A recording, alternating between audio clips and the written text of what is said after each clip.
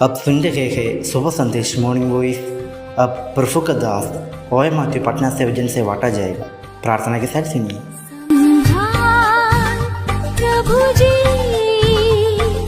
जीवन के हर पल में संभाल, प्रभु जी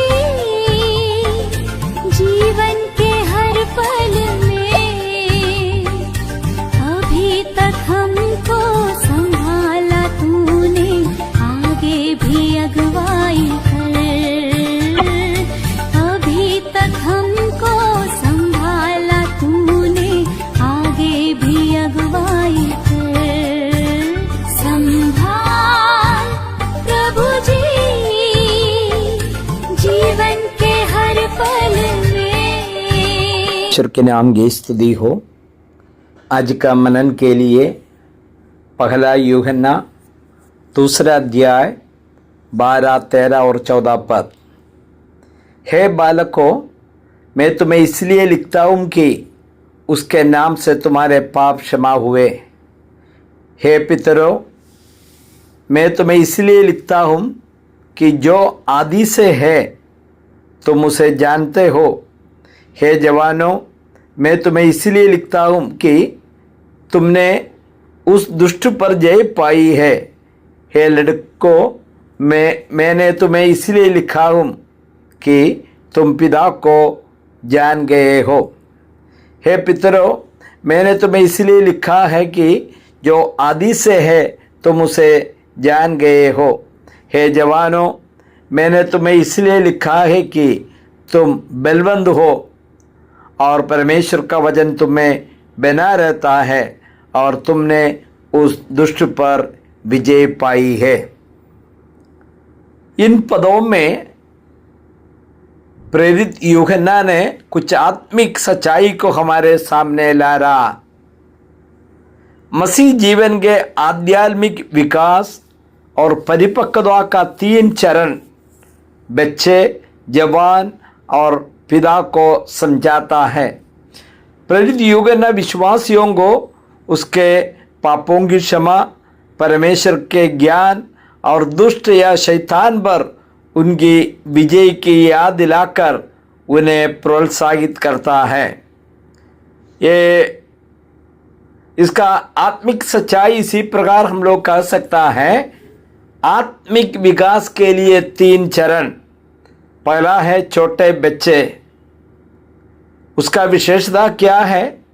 उन्हें यीशु मसीह के नाम से पापों की क्षमा का अनमोल अनुभव होता है।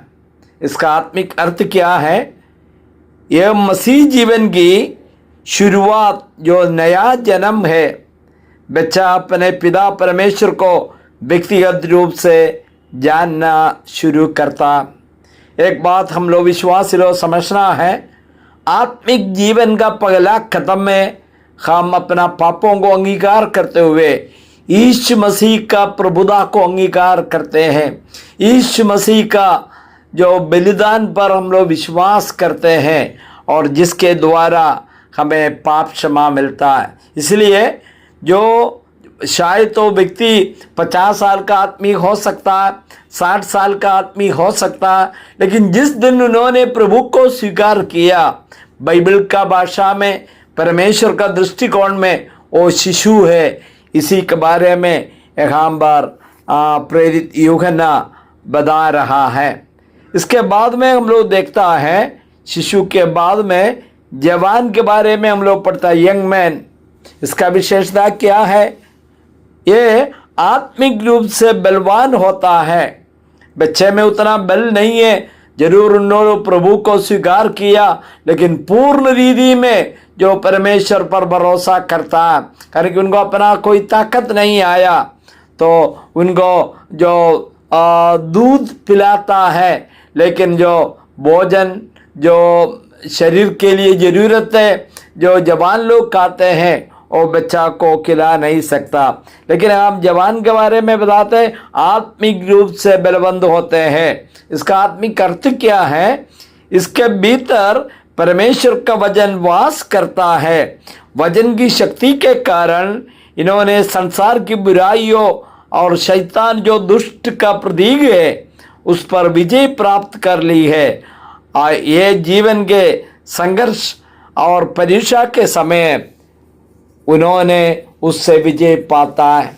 आपको एक बात मालूम होना चाहिए, एक लड़ाई का मैदान में बच्चा नहीं जाता, बच्चा को हम लोग भेजता नहीं है। इजराइल का लोग उन लोग लड़ाई का मैदान में जाते 20 साल का ऊपर का, और हमारा मिलिट्री में हो, एयरफोर्स में है, नौसेना में है, जिनको ले रहा वो जवान लोगों को जिनके पास ताकत और शक्ति है इसके बाद कठिन प्रशिक्षण देता है, क्योंकि उन्हीं लोगों को देश के लिए लड़ सकता है।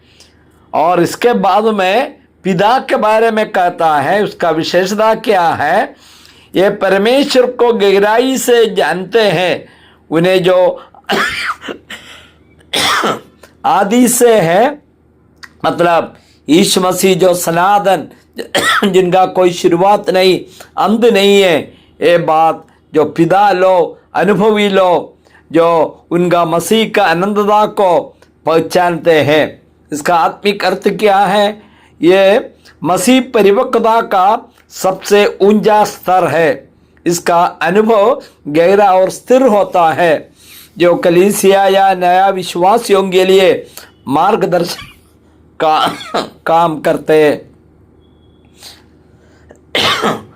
इसी प्रकार उसको संक्षिप्त कर सकता है, पहचान की पुष्टि यूहन्ना विश्वासियों को उनकी आत्मिक स्थिति याद दिलाता है ताकि वे कमजोर महसूस ना करें। वजन का शक्ति के बारे में बताता, जवान और परिपक्व विश्वासी बिना परमेश्वर का वजन के बलवान नहीं बन सकता है। और जयवंत मसीह जीवन, मसीह विश्वासी अपनी ताकत से नहीं बल्कि मसीह में रहकर दुष्ट पर विजय पा सकता है, विजय पाते हैं, जीत हासिल करता है। सुनने वाला सबको प्रभु आशीष दे। इसी प्रकार एक हम आत्मिक जीवन में आगे बढ़ते जाए, यही एक संदेश का उद्देश्य है। प्रभु आप सबको आशीष दे। प्रभु के नाम की